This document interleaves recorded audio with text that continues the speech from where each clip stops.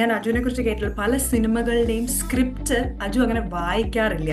വലിയ അഭിനയം പ്രാധാന്യം അർഹിക്കുന്ന വേഷങ്ങളൊന്നും ഞാൻ ചെയ്തിട്ടില്ല. ഫസ്റ്റ് ഓഫ് ഓൾ അവിടെ എവിടെയൊക്കെ ഉള്ളൂ നമുക്ക് അങ്ങനത്തെ റോൾസ് വന്നിട്ടുള്ളൂ. Love action drama was a big budget film. Big budget 5 years back it was a big budget film. Cinema എന്ന് പറഞ്ഞ പ്രൊഡക്റ്റ് മാത്രമേ ഉള്ളൂ. ഒരു മാസം കഴിഞ്ഞ് അത് ഫ്രീ ആയിട്ട് വീട്ടിൽ കൊണ്ടുതരും. ഞാൻ ഭാഗമായതുകൊണ്ടല്ല, Malayala cinema is finest industries in the world. Hello, welcome to Madhurageetham celebrity chat. ഇന്ന് നമ്മുടെ കൂടെ കൂടുന്ന ഒരു സെലിബ്രിറ്റി ആരാണെന്ന് എല്ലാവരും ഇങ്ങനെ നോക്കിയിരിക്കായിരിക്കും.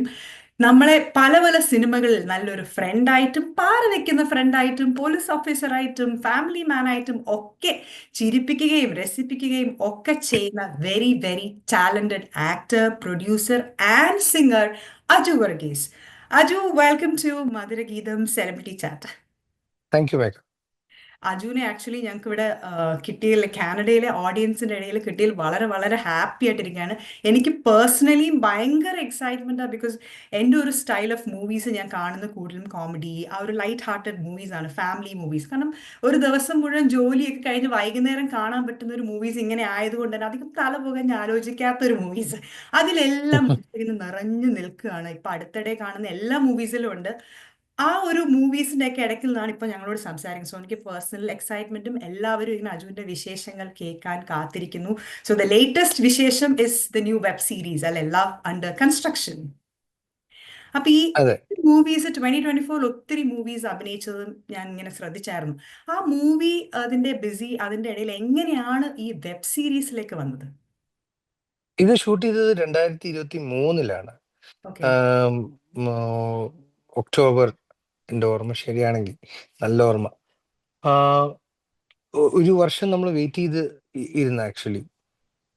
പിന്നെ 2024-ലും റിലീസുകൾ ഉണ്ടായിരുന്നു. അറൗണ്ട്, എനിക്ക് നമ്പേഴ്സ് അറിയില്ല, ബട്ട് കുറച്ചധികം റിലീസസ് ഉണ്ടായിരുന്നു. പക്ഷെ അതിൽ ഭൂരിഭാഗവും അതിന് മുന്നേ ഒക്കെ ഷൂട്ട് ചെയ്ത മൂവീസും ഉണ്ടായിരുന്നു. എങ്ങനെയാ ഇപ്പൊ ഈ വെബ് സീരീസിലോട്ട്? സാധാരണ എല്ലാ ആക്ടേഴ്സും പറയും ഇങ്ങനെ സിനിമകളിൽ ഇങ്ങനെ നിറഞ്ഞു നിൽക്കുമ്പം വെബ് സീരീസിലോട്ട് പോകുക, അല്ലെങ്കിൽ അങ്ങനെ ഒരു ഇതിലേക്ക് അഭിനയിക്കുക എന്ന് പറയുമ്പോൾ അവരതിനെ ഒരു വേറൊരു തലത്തിൽ കാണും. സോ അജുവിനെ സംബന്ധിച്ച് അത് എങ്ങനെയാണ് ആ ഒരു എക്സ്പീരിയൻസ്? ഞാൻ ബീങ് എൻ ആക്ടർ, നമുക്ക് ഏത് മീഡിയം ആണോ അവിടെ നമുക്ക് ചാൻസ് കിട്ടുന്നത്, ലെറ്റ് ഇറ്റ് ബി സിനിമ അല്ലെങ്കിൽ വെബ് സീരീസ്, ഷോർട്ട് ഫിലിംസ്, നമ്മളുടെ റീൽസ്, അല്ലെങ്കിൽ പരസ്യം, ഉം. Serial, anything. അത് ആ ക്യാമറയുടെ മുമ്പിൽ നിൽക്കാൻ പറ്റുക എന്നുള്ളതാണല്ലോ നമ്മൾ ആഗ്രഹിക്കുന്നത്. അപ്പൊ അത് ഏത് ഫോർമാറ്റും ഞാൻ പാർട്ടിസിപ്പേറ്റ് ചെയ്യാറുണ്ട് ആക്ച്വലി. അപ്പൊ അതിനോട് എനിക്ക് അങ്ങനെ ഒരു മുൻവിധിയോ അല്ലെങ്കിൽ ഒരു നമ്മളൊന്ന് മാറ്റി നിർത്തുക അതില്ല. നമ്മുടെ ജോലി അഭിനയമാണ്. അത് ഏത് ഫോർമാറ്റിനെ വിളിച്ചാലും പോയി ചെയ്യുക. ആസ് ലോങ് ആസ് നമുക്ക് ആ ക്യാരക്ടറോ അല്ലെങ്കിൽ ആ സിനിമ അല്ലെങ്കിൽ ആ ഹോൾ പ്രൊഡക്റ്റിനോട് നമുക്ക് ഇഷ്ടം തോന്നുകയാണെങ്കിൽ ചെയ്യാന്നേ ഉള്ളൂ. ഇതിനു മുമ്പ് എവിടെ ഒരു സീരീസും കൂടെ ഉണ്ടായിരുന്നു. എവിടെയാണെങ്കിലും എൻഡ് ഓഫ് ദ ഡേ ഇത് പ്രേക്ഷകരിലോട്ട് എത്തുന്നത്. അതെ, അപ്പം അതെ, അതെ, അവര് മാറുന്നില്ലല്ലോ. അതെ. ഇതിന്റെ മുമ്പ് ഒരു സീരീസും ഉണ്ടായിരുന്നില്ലേ? 2023-24, എനിക്ക് 2023 തോന്നുന്നു, കേരള ക്രൈം ഫയൽസ്, അല്ലെ? ക്രൈം അതിന് ഫയൽസ്, പേരില്ലൂർ പ്രീമിയർ ലീഗ്, ഇപ്പം love action, I mean love under construction. Love action ഡ്രാമയിലും അഭിനയിച്ചു. രണ്ടിന്റെയും കൂടെ അല്ലെ പേരുകൾ. പെട്ടെന്ന് പേര് മാറിപ്പോയ. ഈ love action, love under construction, അതിനെ കുറിച്ച് പറയുമ്പോൾ അതില് എനിക്കൊന്നു നിങ്ങളുടെ ഒരു കോമ്പിനേഷൻ, നീരജ് മാധവൻ, അജു, നിങ്ങൾ മുമ്പ് ലവകുശയിലും ഒക്കെ അഭിനയിച്ചത്. അതിനുശേഷം ആ ഒരു കോംബോയിലാണ് ഇപ്പം ഈ ഒരു സീരീസ് വന്നിരിക്കുന്നത്. അപ്പൊ അങ്ങനത്തെ ഒരു എക്സ്പീരിയൻസ് എങ്ങനെയായിരുന്നു? കുറെ നാളുകൾക്ക് ശേഷമല്ലേ ഇപ്പൊ നീരജിന്റെ കൂടെ വീണ്ടും അതെ, അഭിനയിക്കുന്നത്? നീരജിന്റെ കൂടെ ലവകുശ കഴിഞ്ഞിട്ട് പിന്നെ ചെയ്തിട്ടില്ല. പക്ഷെ ഞങ്ങൾ ആ ഒരു സ്പേസിൽ തന്നെ അടികപ്പേരെ, കൂട്ടുമണി, വടക്കൻ സെൽഫി, കേൾട്ടൻ 10, 5-6-7 സിനിമകൾ ചെയ്തിട്ടുണ്ട്. ആ, നീരജിന്റെ പൈപ്പിൻ ചുവട്ടിലെ പ്രണയം, പെട്ടെന്ന് ബഡി, നീരജിന്റെ ഫസ്റ്റ് സിനിമ. കുറച്ച് നാളിന് ശേഷം ഇപ്പൊ ആ, വന്നതാണ്. ഭയങ്കര comfortable, it's like brother to me. അപ്പം നമുക്ക് വളരെ കംഫർട്ടബിൾ ആയിട്ടുള്ളൊരു സീൻ പിന്നെ ഇവനോടൊപ്പം അല്ലെങ്കിൽ ധ്യാനോടൊപ്പം, വിനീതിനോടൊപ്പം, ബേസിലിനോടൊപ്പം ഒക്കെ ചെയ്യുമ്പോൾ കിട്ടുന്ന അതേ കംഫർട്ട് നമുക്ക് തരുന്ന ആളാണ്. പിന്നെ Neeraj is A very talented actor. Neeraj ഒരു ഭയങ്കര വിഷൻ ഉള്ളൊരു വ്യക്തി കൂടിയാണ് ഫിലിമിനെ കുറിച്ച്, മൂവീസിനെ കുറിച്ച്, അല്ലെങ്കിൽ അതിന്റെ ഫിലിം മേക്കിങ്ങിനെ കുറിച്ച്. അതുകൊണ്ട് തന്നെ നമുക്ക് ഒരു ജസ്റ്റ് ഒരു കോ ആക്ടറിനേക്കാൾ ഉപരി നമുക്ക് ചില സമയങ്ങളിൽ നമുക്ക് റൈറ്റ് ഇൻപുട്സും തരാൻ അദ്ദേഹത്തെ ഇപ്പൊ എന്നെയൊക്കെ മെന്റർ ചെയ്യാനൊക്കെ നീരജിന് സാധിക്കാറുണ്ട്. ഇൻ ദ സെൻസ് ആ ഓ, ഒരു ഫ്രീഡം ദാറ്റ്സ് നൈസ്. എനിക്കും അവനോടും അവൻ എന്നോടും ഉള്ളതുകൊണ്ട് ഇപ്പൊ ഈ ലെവന്റെ കൺസ്ട്രക്ഷൻ വരുമ്പോഴും ചില സ്ഥലങ്ങളിലൊക്കെ എന്നോട് ഇങ്ങനെ ചെയ്യണം, അത് ഇങ്ങനെ ചെയ്താൽ നല്ലതാണ് എന്നൊക്കെ പറയും. അത് ഞാൻ വളരെ വാല്യുബിൾ ആയിട്ടും കൺസിഡർ ചെയ്യാറുണ്ട്. അതുകൊണ്ട് ഞാൻ അങ്ങനെ മാറ്റി ചെയ്തിട്ടുണ്ട്. ഇന്റേൺ അത് നന്നായിട്ട് വന്നിട്ടുമുണ്ട്. ഇൻ ദ സെൻസ് ആ ക്യാരക്ടറിനും ആ കഥയ്ക്കും ഗുണകരമായിട്ടുള്ള രീതിക്ക് വന്നിട്ടുണ്ട്. വന്നിട്ടുണ്ട്. ഞാൻ ആലോചിക്കായിരുന്നു, ഈ ഇതിലെ ഒരു ക്യാരക്ടർ ഉണ്ടല്ലോ പപ്പേട്ടൻ, അതുപോലെ ഒരു ക്യാരക്ടർ നമ്മൾ പൊതുവേ നമ്മൾ റിയൽ ലൈഫിലും കാണുന്ന ആളുകളാണ്, ഇല്ലെങ്കിൽ എല്ലാവരുടെയും ജീവിതത്തിൽ ഒരു പപ്പേട്ടൻ വേണമെന്നും ചിന്തിക്കുന്ന ഒരു വ്യക്തിയാണ് ഞാൻ. പക്ഷെ ആ ഒരു ക്യാരക്ടറിലേക്കുള്ള ഒരു മോൾഡിങ്, അജു എന്നുള്ളൊരു ശരിക്കുമുള്ള പേഴ്സണാലിറ്റിയിൽ നിന്ന് എന്തെങ്കിലും സ്പെഷ്യൽ പ്രിപ്പറേഷൻസ് എന്തായിരുന്നു വേണ്ടിയിരുന്നത് അങ്ങനെ ഒരു ക്യാരക്ടറിലോട്ട്? അങ്ങനെ ഒരു പ്രിപ്പറേഷൻ എടുക്കുന്ന ആളല്ലേ. I follow the directors vision. ഇപ്പൊ ഡയറക്ടറോ അല്ലെങ്കിൽ റൈറ്ററോ ആ ക്യാരക്ടറിൽ ഒരുപാട് സമയം അവരുടെ ജീവിതത്തിൽ സ്പെൻഡ് ചെയ്തിട്ടുണ്ടാവും. അപ്പൊ അവരുടെ വിഷനെ നമ്മൾ അങ്ങനെ അങ്ങ് ഫോളോ ചെയ്താൽ മതി. അവർ പറഞ്ഞിരുന്ന ഗൈഡ് ചെയ്യുന്ന വഴികളിലൂടെ നമ്മൾ പോയാൽ മതി. സിനിമ എന്ന് പറഞ്ഞാൽ നാടകം പോലെ ഒരു ഒറ്റ സ്ട്രെച്ചിലല്ലല്ലോ നമ്മൾ ഇത് ഇതിന്റെ ഒരു ഫുൾ ചെയ്യുന്നത്. ഉം. എന്താ പറയാ ഗ്രാഫ് നമ്മൾ ഒറ്റയടിക്ക് ക്യാരി ചെയ്യുന്നില്ലല്ലോ. ഒരു 2 മണിക്കൂർ അല്ലെങ്കിൽ 1 മണിക്കൂർ പ്ലേ പോലെ അല്ലല്ലോ. കട്ട് ഷോട്ട്സ് ഒക്കെ എടുത്ത് പല ദിവസങ്ങളിലൊക്കെ ആയിട്ട് മിക്സ് ആൻഡ് മാച്ച് ചെയ്ത് ആണല്ലോ പോകുന്നത്. അപ്പൊ എനിക്ക് പലപ്പോഴും അവരെ ഫോളോ ചെയ്യുന്ന ഈസി. അതുകൊണ്ട് തന്നെ എക്സ്റ്റംബർ ആണ് ഞാൻ കൂടുതലും ആഗ്രഹിക്കുന്നത്, ഇഷ്ടപ്പെടുന്നത്. വിഷ്ണുവിന്റെ ക്യാരക്ടറൈസേഷനിൽ പത്മരാജൻ പപ്പേട്ടൻ ഭയങ്കര ക്ലാരിറ്റിയിൽ ഉണ്ടായിരുന്നു. ഇപ്പം വളരെ അത് സ്പെസിഫിക് ആയിട്ട് പറയുകയാണെങ്കിൽ അതിൽ പത്മരാജൻ ഉപയോഗിക്കുന്ന ഒരു ഫോൺ ചാർജർ കുത്തിയിട്ട് ഉം. സംസാരിക്കുന്ന സീനും, പിന്നെ ലഡു വെച്ചിട്ട് അത് പോക്കറ്റിലൊക്കെ കിട്ടുന്ന. ഇടുന്ന സീക്വൻസും ഇതെല്ലാം സ്ക്രിപ്റ്റിലുണ്ട്. ഓ, സോ ഓക്കെ. എനിക്കതുകൊണ്ട് തന്നെ അപ്പൊ അത്രയും ഡീറ്റെയിലിംഗ് ഉള്ള ഒരു ക്യാരക്ടറൈസേഷൻ എൻവിഷൻ ചെയ്ത് ഒരു ഡയറക്ടറിന്റെ കൂടെ വർക്ക് ചെയ്യുമ്പം നമുക്ക് സ്പൂൺ ഫീഡഡ് ആണ് ഉം. നമ്മൾ പുള്ളിയിലൂടെ. അതെ, വിഷ്ണു അതെ. എൻ്റെ സുഹൃത്താണ്. വിഷ്ണു ഞാനും ഒരുമിച്ച് അഭിനയിച്ചവരാണ്. പകിട എന്ന് പറഞ്ഞ ആസിഫ് അലി ബിജു മേനോൻ സിനിമയിൽ ഞങ്ങളൊക്കെ ഉണ്ടായിരുന്നു. അപ്പൊ എൻ്റെ സുഹൃത്താണ്. അപ്പൊ അവൻ ഡയറക്റ്റ് ചെയ്യുമ്പം എഗെയിൻ എനിക്ക് ഈ പ്രശ്നമില്ല, ഒരു ഒരു പരിചയക്കുറവിന്റെ ഒരു പ്രശ്നമില്ല. അവന്റെ ഉള്ളിലൊരു പപ്പനുണ്ട്, എൻ്റെ ഉള്ളിലൊരു പപ്പനുണ്ട്. സോ അതുകൊണ്ട് തന്നെ പപ്പൻ റിലേറ്റബിളും ആയിരുന്നു. വളരെ അതിപ്പം ഡയറക്ടേഴ്സ് പറയുന്നത് സ്പൂൺ ഫെഡ് ആയിട്ട് ചെയ്യുന്നു എന്ന് പറഞ്ഞപ്പോൾ എനിക്ക് ഓർമ്മ വന്നത്, ഞാൻ അജുവിനെ കുറിച്ച് കേട്ടിട്ടുള്ള പല സിനിമകളുടെയും സ്ക്രിപ്റ്റ് അജു അങ്ങനെ വായിക്കാറില്ല, പകരം സ്റ്റോറി ലൈൻ കേട്ടിട്ടാണ് സിനിമ ചൂസ് ചെയ്യുന്നത് എന്ന് ഞാൻ ഇങ്ങനെ കേട്ടിട്ടുണ്ടായിരുന്നു. അപ്പൊ അതൊരു റിസ്ക് അല്ലേ ഒരു ആക്ടർ എന്ന രീതിയിൽ? കാരണം ചില സിനിമകളുടെ സ്റ്റോറി ലൈൻ നല്ലതായിരിക്കും, പക്ഷെ ക്യാരക്ടറിന് അത്ര സിഗ്നിഫിക്കൻസ് കാണില്ല. പക്ഷെ ചിലയിടത്ത് നേരെ തിരിച്ചു ആവാം. സോ അപ്പൊ എങ്ങനെയാണ് അതൊന്ന് ഡിസൈഡ് ചെയ്യുന്നത്, ഇതായിരിക്കും എനിക്ക് പറ്റിയത് എന്നുള്ളത്, ജസ്റ്റ് ഒരു സ്റ്റോറി ലൈൻ കേട്ടിട്ട്? സ്റ്റോറി ലൈനും ക്യാരക്ടറും, ഓക്കെ. നോട്ട് ജസ്റ്റ് സ്റ്റോറി ലൈനും ആ സ്റ്റോറിയിൽ എൻ്റെ ക്യാരക്ടറിന്റെ ഉത്തരവാദിത്തങ്ങൾ, ആ കഥയുടെ മുന്നോട്ടുള്ള ഗതിയിൽ എൻ്റെ കഥാപാത്രം എന്തൊക്കെ ചെയ്യുന്നു, എവിടൊക്കെ കോൺട്രിബ്യൂട്ട് ചെയ്യുന്നു, എന്താണ് അതിൻ്റെ ഒരു ആർക്ക്, എൻ്റെ ക്യാരക്ടറിനെ കുറിച്ച് ഐ ഡിസ്കസ്. മുഴുവൻ ടോട്ടാലിറ്റിയിലുള്ള സ്ക്രീൻ പ്ലേ. ഇപ്പൊ മറ്റ് കഥാപാത്രങ്ങൾ ഞാനില്ലാത്ത സീനുകളിൽ അവര് ഇപ്പൊ എന്നെ കുറിച്ചല്ലാത്ത കാര്യങ്ങൾ പറയുന്നതിനോട് ഞാൻ പലപ്പോഴും അങ്ങനെ അതിൽ പോയി ഇന്ററാക്ട് ചെയ്ത് അല്ലെങ്കിൽ ഒരു ഡിസ്കഷൻ നടത്താറില്ല. കാര്യം അത് ആ വ്യക്തിയുടെ വിഷനാണ്, ഡയറക്ടറിന്റെയോ റൈറ്ററിന്റെയോ. അവിടെ ഞാനൊരു ഓഡിയൻസ് ആയിട്ട് ഇരുന്ന് കാണുക എന്നുള്ളത് മാത്രമേ ഉള്ളൂ, കേൾക്കുക എന്ന് മാത്രമേ ഉള്ളൂ. എന്റെ ക്യാരക്ടർ അറിയുക, കഥ അറിയുക. അത് അതെ, ഇൻഡെപ്ത് ക്യാരക്ടർ കൂടുതലും ഇങ്ങനെ അറിയുക എന്ന് പറഞ്ഞാൽ അവരെ കൊണ്ട് നമ്മൾ ഒറ്റ സിറ്റിങ്ങിലല്ല പലപ്പോഴും. അതെ. നമ്മൾ അവരുടെ കൂടെ ഇരുന്ന് ഷൂട്ട് ചെയ്യുന്ന ടൈമിൽ ഓരോ ഷോട്ട് എടുക്കുന്നത്, ഓരോ ഷോട്ടുകളുമാണല്ലോ, അടുക്കി വെച്ചാണല്ലോ സിനിമകളാവുന്നത്. അപ്പം ആ ഷോട്ടുകൾക്ക് എടുക്കുന്ന സമയത്തൊക്കെ നമ്മൾ സംസാരിക്കുമ്പം ഇവരിന്ന് ഈ ക്യാരക്ടറെ കുറിച്ച് അറിയാതെ ഉള്ള ഒരു ഇൻപുട്സ് വരും. അത് നമ്മളും വന്നാ പിന്നെ അങ്ങനെ ആം, കാത്തിരുന്ന് നമുക്ക് ഇത് എടുക്കണം എന്നുള്ള ഒരു പ്രോസസ്സ് അല്ല അത്. അതെ അത് അതെ. വളരെ ഓർഗാനിക് ആയിട്ട് സംഭവിക്കുന്ന ഒരു പ്രോസസ്സ്. അപ്പൊ ഇതുപോലത്തെ റോളുകൾ ചെയ്യുമ്പോൾ നമുക്കത് നമ്മുടെ കയ്യിൽ നിന്നിടാൻ ഇപ്പം ഇംപ്രൊവൈസ് ചെയ്യാനുള്ള ഒരു ഫ്രീഡം കിട്ടാറുണ്ടോ, അതോ ആ സ്ക്രിപ്റ്റിൽ പറയുന്നത് പോലെ തന്നെയാണോ? ലൈറ്റ് ആക്ഷൻ ക്യാമറ എന്ന് പറയുമ്പോൾ ഞാൻ ജഗദീഷ് ചേട്ടൻ്റെ ഒക്കെ ഇന്റർവ്യൂവിൽ കണ്ടിട്ടുണ്ട്. ആള് സ്ക്രീനിന് മുമ്പ് വരെ വേറൊരു പേഴ്സണാലിറ്റി ആയിരിക്കും. പെട്ടെന്ന് നമ്മൾ പോലും വിചാരിക്കാത്ത നവരസങ്ങളും ഒക്കെ കൈ നിടുന്ന ഒരു ടൈം. അപ്പൊ അതുപോലെ അജുവിനെ സംബന്ധിച്ച് അജുവിന് അങ്ങനെ ചെയ്യാൻ സാധിച്ചിട്ടുണ്ടോ, അതോ ഓൾവേസ് സ്ക്രിപ്റ്റ് ഫോളോ ചെയ്യുന്ന ഒരു ടൈപ്പ് പേഴ്സൺ ആണോ? സ്ക്രിപ്റ്റ് തന്നെയാണ് കാര്യം. അങ്ങനെ നമ്മൾ ചില റിഹേഴ്സൽ ടൈമിൽ ഡയലോഗ്സ് എൻ്റെ കയ്യിൽ നിന്ന് ഞാൻ അങ്ങനെ 95% ഞാൻ ആഡ് ചെയ്യാറില്ല. എന്തെങ്കിലും ഒരു വേർഡോ അല്ലെങ്കിൽ ഒരു അങ്ങനെ എന്തെങ്കിലും ഒരു 5% മാത്രമേ ഞാൻ ഇടാറുള്ളൂ ഇതുവരെയുള്ള കരിയറിൽ, മേ ബി. അപ്പം അല്ലാതെ എന്തെങ്കിലും ആക്ടിവിറ്റി വൈസ് ലൊക്കേഷൻ നമുക്ക് പ്രോപ്പർട്ടി വൈസ് എന്തെങ്കിലുമൊക്കെ ഉണ്ടെങ്കിൽ അത് അവരോട് ഡിസ്കസ് ചെയ്തിട്ട് നമ്മൾ റിഹേഴ്സൽ ടൈമിൽ ചെയ്യാമെന്നല്ലാതെ ഞാൻ ബേസിക്കലി അവരെ ഫോളോ ചെയ്യുക ചെയ്യുന്നത് എല്ലാം. സോ ഇപ്പൊ പത്മരാജന്റെ ക്യാരക്ടർ ഇന്ന് പ്രേക്ഷകര് അല്ലെങ്കിൽ ഇപ്പൊ കേരള ക്രൈം ഫയൽസ് ആണെങ്കിൽ പേരിലൂർ ആണെങ്കിൽ വട്ടവർ നല്ലത് പറഞ്ഞിട്ടുള്ളതൊക്കെ എപ്പോഴും അതിന് വ്യക്തമായ ഓതർ സപ്പോർട്ട് ഉണ്ടായിട്ടുണ്ട്. എഴുത്തിൽ അതുണ്ട്. എഴുത്തിൽ അതില്ലാത്ത ഒന്നും എനിക്ക് പേഴ്സണലി അങ്ങനെ ലിഫ്റ്റ് ചെയ്യാൻ പറ്റിയിട്ടില്ല, സക്സസ്ഫുള്ളി ലിഫ്റ്റ് ചെയ്യാൻ പറ്റിയിട്ടില്ല അവിടെ.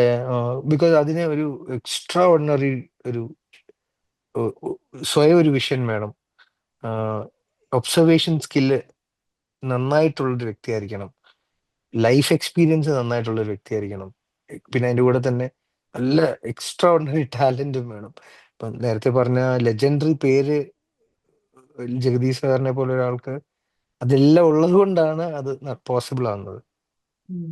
പക്ഷെ ഒരു കൊമേഡിയൻ എന്ന രീതിയിൽ നമുക്ക് എപ്പോഴും പറയാറുണ്ട്, ഒരു റിയൽ ലൈഫിൽ പോലും ഒരു വ്യക്തിനെ ചിരിപ്പിക്കാൻ പറ്റുക എന്ന് പറയുന്നത് റിക്വയർസ് ലോട്ട് ഓഫ് ടാലന്റ്. അപ്പോൾ ഒരു സിനിമകളിൽ കൂടി നമ്മളെയൊക്കെ രസിപ്പിക്കാനും ചിരിപ്പിക്കാനും അജുവിന് സാധിച്ചിട്ടുണ്ട്. ഇപ്പം അജു പറഞ്ഞ ക്യാരക്ടേഴ്സ് എനിക്ക് ഏറ്റവും കൂടുതൽ മനസ്സിൽ ഓർമ്മ വരുന്നത് നമ്മുടെ തട്ടത്തിൻ മറയത്തിലെ അബ്ദുവും മറ്റേ കുഞ്ഞിരാമായണത്തിലെ കുട്ടനും, അങ്ങനെയുള്ള വടക്കൻ സെൽഫിയിലെ, പിന്നെ നമ്മുടെ ഡേവിഡ് കാഞ്ഞാണി, അങ്ങനെയുള്ള പേരുകൾ, ആ ഒരു ക്യാരക്ടേഴ്സിന് ഒരു പ്രത്യേക ലൈവ്ലിനെസ് അജുവിന് കൊടുക്കാൻ സാധിച്ചിട്ടുണ്ട്. പക്ഷെ ഇപ്പം കുറച്ച് നാളായിട്ട് അജു കുറച്ച് സീരിയസ് റോളുകളിലോട്ട് വരുന്നു. അപ്പം കോമഡീസ് മൂവീസിന്റെ ആ ഒരു സിഗ്നിഫിക്കൻസ് കുറഞ്ഞു എന്ന് തോന്നുന്നുണ്ടോ? അതുകൊണ്ട് ആണോ, അതോ അറിഞ്ഞുകൊണ്ട് like you wanted to take a change type of റോൾസിൽ? ചേഞ്ച് പർപ്പസ്ഫുള്ളി ചെയ്തതല്ല. എൻ്റെ അടുത്തോട്ട് പോസ്റ്റ് കോവിഡ്, പോസ്റ്റ് ഹെലൻ എൻ്റെ അടുത്തോട്ട് വന്നിരുന്ന സിനിമകളുടെ സ്വഭാവം തന്നെ മാറ്റം ഉണ്ടായിരുന്നു. അതിൽ ഞാൻ ചൂസ് ചെയ്ത് എനിക്ക് കൂടെ കണക്റ്റായ ഞാൻ ചെയ്തതാണ് ഈ സിനിമകൾ, ഇൻക്ലൂഡിങ് ലവ് അണ്ടർ കൺസ്ട്രക്ഷൻ. പക്ഷേ എനിക്ക് തോന്നുന്നു അധികം അങ്ങനത്തെ ലൈറ്റ് ഹാർട്ടഡ് റോളുകൾ, ഫുൾ ലെങ്ത്, സ്മോൾ റോൾസ് ഉണ്ടാവാം, പക്ഷെ ഫുൾ ലെങ്ത് റോൾസ് അങ്ങനെ അധികം വന്നിട്ടില്ല. വന്നത് ഭൂരിഭാഗവും കുറേം കൂടി മെച്ചുവേർഡ് ആൻഡ് സീരിയസ് വേഷങ്ങളാണ് വന്നത്. അത് പർപ്പസ്ഫുൾ അല്ല. നമുക്കൊരിക്കലും അങ്ങനെ പർപ്പസ്ഫുള്ളി അങ്ങനെ മാറ്റാൻ പറ്റില്ല. നമുക്ക് ഒരിക്കലും ഒരു പരിധി കൂടുതൽ ചോയ്സ് ഇല്ല. അതെ. നമുക്ക് എന്തൊക്കെ വരുന്നോ അതിൽ നിന്ന് നമ്മൾക്ക് താല്പര്യം തോന്നുന്നതിനെ എടുക്കാവുന്നേ ഉള്ളൂ. വലിയൊരു ചോയ്സുകളൊന്നുമില്ല. ഓക്കെ. പ്രത്യേകിച്ച് സപ്പോർട്ടിങ് ചെയ്യുന്നവർക്കൊന്നും അങ്ങനെ ഇല്ല. അങ്ങനെയില്ല. അപ്പൊ അങ്ങനെ വേണമെന്ന് വിചാരിച്ച് ചൂസ് ചെയ്തതല്ല, കോവിഡിന് ശേഷം വരുന്ന ക്യാരക്ടേഴ്സ് അങ്ങനെയാണെന്നാ പറയുന്നത് അല്ലേ? ഭൂരിഭാഗം റോളുകൾ ഇങ്ങനത്തെ വന്ന് അതിൽ എനിക്ക് തോന്നുന്നു വന്നതിൽ ഒരു 80% സിനിമകൾ ഞാൻ ചെയ്തിട്ടുമുണ്ട്.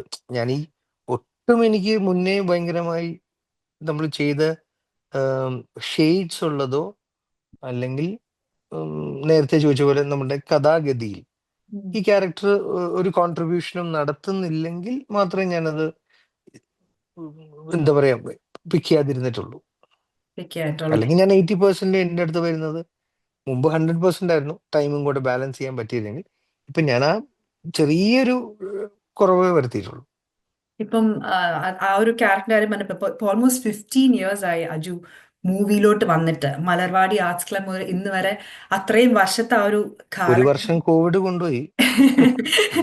എന്നാലും കുഴപ്പമില്ല, കുറെ നല്ല സിനിമ നമ്മളത് അറിയാതെ പോയത്, കുറെ നല്ല സിനിമകൾ ആ സ്റ്റിൽ OTT-യിലും ഒക്കെ റിലീസ് ആയത് കൊണ്ട് തന്നെയാണ്. അപ്പം ഇത്രയും നാള് അങ്ങനെ ആക്ട് ചെയ്ത് ഇപ്പൊ പറഞ്ഞു ഇപ്പം വേറെ ടൈപ്പ് ഓഫ് റോൾസ്. ഞാൻ ഈ അടുത്തിടെ കണ്ട ലാസ്റ്റ് വീക്ക് കണ്ട ഒരു മൂവിയായിരുന്നു സ്വർഗം. അതിലൊരു ഫുൾ ഫ്ലെഡ്ജ്ഡ് ക്യാരക്ടർ അജുവിനുണ്ട്. ഒരു നല്ല മെച്ചുവേർഡ് ഫാദർ, ഒരു നാടൻ ഫാദർ കാണിക്കുന്നു, മെച്ചുവേർഡ് ഫാദർ ആണ്, എന്നാൽ മോഡേൺ തിങ്കിങ് ഉള്ള, അത്യാവശ്യം ഫ്രീഡം ഒക്കെ കൊടുക്കുന്നത്. ഇൻ റിയൽ ലൈഫിലും അങ്ങനെയാണ്. ആ, അങ്ങനെ ഭയങ്കര സീരിയസ് ആയിരുന്നു. ബട്ട് സ്ലോലി സ്ലോലി കുട്ടികളും വലുതാവും തോറും നമ്മളെ അവര് ഇൻഫ്ലുവൻസ് ചെയ്ത് നമ്മളിൽ മാറ്റങ്ങൾ വരുത്തുമല്ലോ. അപ്പം ആദ്യം നമ്മൾ കുറച്ചും കൂടി ഒരു കെയർഫുള്ളായി മാറുന്നതോ അല്ലെങ്കിൽ എക്സ്ട്രാ കോഷ്യസ് ആവുന്നതിന്റെ ഒരു റീസൺ ആയിരിക്കാം എന്ന് എനിക്ക് തോന്നുന്നു. ഞാൻ കുറെ കൂടി സ്ട്രിക്റ്റ് ആയി ഇരുന്നതും. പക്ഷെ ഗ്രാജുവലി ഇപ്പൊ രഞ്ജി പണിക്കർ സാറിന്റെ ഒക്കെ കൂടെ ഇന്ററാക്ട് ചെയ്തപ്പോൾ ഏഹ്, അദ്ദേഹത്തിന്റെ കുട്ടികളായിട്ട് ഭയങ്കര ഫ്രണ്ട്ഷിപ്പ് മെയിൻറ്റെയിൻ ചെയ്യുന്ന കണ്ട് ഞാൻ അത് ഇൻസ്പയർഡ് ആയിട്ടുണ്ട്. അങ്ങനെ എൻ്റെ ഒരു പാറ്റേണിൽ വ്യത്യാസം വന്നിട്ടുണ്ട്. സോ അത് സ്വർഗം എന്ന് പറഞ്ഞ സിനിമ, പക്ഷേ എനിക്ക് ആ റോളും ആ സിനിമയും വളരെ ഇഷ്ടപ്പെട്ട് ചെയ്ത അതെ, കാര്യം. ഇപ്പൊ എനിക്ക് സീരിയസ് വേഷങ്ങൾ വരുന്നതിനോടൊപ്പം തന്നെ ആഹ് നമുക്ക് കുടുംബം പൂർണ്ണമായിട്ടും ഇൻവോൾവ് ചെയ്ത് പറയുന്ന ഒരു സിനിമ കുറെ ഞാൻ ഭാഗമായിട്ട് അതെ, അതെ, വന്നിട്ടുണ്ടാവാം. മറ്റുള്ള ഇപ്പൊ ഹോം എന്ന് പറഞ്ഞ സിനിമ അതെ, കോവിഡ് ടൈമിൽ നമുക്ക് വന്നൊരു ബ്യൂട്ടിഫുൾ സിനിമയാണ്. സ്വർഗത്തിലൊരു നല്ല മെസ്സേജ് ഉണ്ടായിരുന്നു. മെസ്സേജ് ആയിട്ട് തന്നെ അതിനെ ഞാൻ കാണാൻ അല്ലെങ്കിൽ പറയാൻ ആഗ്രഹിച്ച വേറൊന്നുമല്ല. അതില് എൻ്റെ മകന്റെ ഒരു കൂട്ടുകാരി ഇങ്ങനെ ഉം, ഒളിച്ചോടാൻ ശ്രമിക്കുമ്പം ആ കുട്ടിയുടെ അടുത്ത് ഞാൻ പോയി പറയുന്ന ഡയലോഗ്, എനിക്ക് എൻ്റെ ക്യാരക്ടർ പറയുമ്പം അതിന്റെ പ്രൊഡ്യൂസറും അതിന്റെ റൈറ്റേഴ്സിൽ ഒരാളാണ്, അതെ, കഥയുടെ ഏഹ്, ക- എഴുതിയ ആളാണ്, ഡോക്ടർ ലിസി ഫെർണാണ്ടസ്. അപ്പം പറയുമ്പോൾ ആ കുട്ടിയോട് ഞാൻ പറയുന്ന ഡയലോഗ് എക്സാക്റ്റ് അല്ല കേട്ടോ, അതിന്റെ മീനിങ് ഞാൻ പറയണേ. അതായത് മോളെ, ഈ ഒളിച്ചോടാൻ ശ്രമിച്ചിട്ട് അത് ഫെയിലിയർ ആയിട്ട് തിരിച്ചു വരിക. അപ്പം അതിലെന്താ ഏറ്റവും പോസിറ്റീവായിട്ട് എനിക്ക് തോന്നിയ കാര്യം, ആ ഒളിച്ചോടാൻ പോയ കുട്ടിയെടുത്ത് ഒളിച്ചോടാൻ കൊണ്ടുപോയ ചെറുക്കനെ കുറ്റം പറയുന്നില്ല. അത് രണ്ടും കുട്ടികളാണ്. അവർക്ക് എന്താ ശരി തെറ്റെന്നുള്ള ചിലപ്പം എന്താ പറയാ വേർതിരിക്കാനുള്ളൊരു ഒരു പ്രായ പക്വതയോ ലോകപരിചയം ഒന്നും ആയിട്ടുണ്ടാവില്ല. അപ്പം നമ്മൾ എപ്പോഴും ചെയ്യുന്നത് വെച്ച് കഴിഞ്ഞാൽ നമ്മളുടെ കുടുംബത്തിലെ ഒരു കുട്ടിക്കോ അല്ലെങ്കിൽ നമുക്കറിയാവുന്ന ഒരാൾക്കോ ഇതേപോലെ വന്നാൽ നമ്മൾ മറ്റുള്ളവരെ ബ്ലെയിം ചെയ്യുന്ന ബ്ലെയിം ഗെയിം ആണല്ലോ. അതെ, അതെ, ഇതിലതല്ല. ആ വ്യക്തി, ഇപ്പൊ എന്റെ കഥാപാത്രം അതിൽ ആ കുട്ടിയോട് പറയണത്, ആം, മോക്ക് ഇത്രയും വർഷമായിട്ട് ചെറുപ്പം തൊട്ടേ അറിയാവുന്ന പ്രൈമറി ഫസ്റ്റ് സർക്കിളിലെ രണ്ടുപേര് മോറിലെ പപ്പയും അമ്മയും. മറ്റേ ആള് മോശം എന്നോ ഒന്നും അല്ല, പറഞ്ഞിട്ടില്ല. പക്ഷെ ഇങ്ങനെയുള്ള സാഹചര്യങ്ങൾ വരുമ്പം അതിൽ ഏറ്റവും കംഫർട്ടബിൾ ആയിട്ടുള്ളത് അവരോട് പറയാനല്ല എല്ലാ കാര്യങ്ങളും, അതെ, എല്ലാ വിശേഷങ്ങളും, അത് എന്ത് ഹാപ്പനിങ്സും. അതിപ്പം ഇങ്ങനത്തെ ആയിക്കോട്ടെ, എന്തെങ്കിലും ഇഷ്ടം തോന്നിയാലായിക്കോട്ടെ, എന്തെങ്കിലും ചെയ്യണം തോന്നിയായിക്കോട്ടെ, ആരെങ്കിലും എന്തെങ്കിലും പറഞ്ഞാലാണെങ്കിൽ എല്ലാം ഫസ്റ്റ് ഷെയർ ചെയ്യാൻ നമ്മളെ ജഡ്ജ്മെന്റൽ ജഡ്ജ്മെന്റലായൊരു മനോഭാവത്തോടെ കാണാത്തത് നമ്മുടെ പാരൻസ് ആയിരിക്കും. അതെ, നമ്മൾ ആദ്യം കണ്ടത് നമ്മൾ എന്ത് പറഞ്ഞാലും വെൽക്കം ചെയ്യുന്നവര്. അതെ, അപ്പൊ അവരോടല്ലേ ആദ്യം പറയണ്ടേ. അപ്പം ആ മെസ്സേജ് ഒക്കെ എനിക്ക് ഭയങ്കര ഇഷ്ടമായി. അതെ, ഒരു അത് നല്ലൊരു മെസ്സേജ് മെസ്സേജ് ആണ്. ആയിട്ട് പറയാൻ കാര്യം ഇന്ന് അത് ഭയങ്കര വാലിഡ് ആയി മാറി നമ്മൾ ചെയ്യുന്ന എക്സാക്ട്ലി. സമയത്തല്ലേ. കാര്യം കുട്ടികൾക്ക് പലപ്പോഴും സുഹൃത്തുക്കളെയൊക്കെ പിക്ക് ചെയ്യാൻ ചിലപ്പോൾ അവർക്ക് അറിയില്ല. പിക്ക് ചെയ്യുന്ന സുഹൃത്തുക്കൾ ഇതേ ഏജ് തന്നെയല്ലേ. അതെ, so parents should be first best friend ആവേണ്ടവർ എന്നുള്ളൊരു മെസ്സേജ് ഉണ്ടല്ലോ. അത് നല്ല മെസ്സേജാണ് ആക്ച്വലി.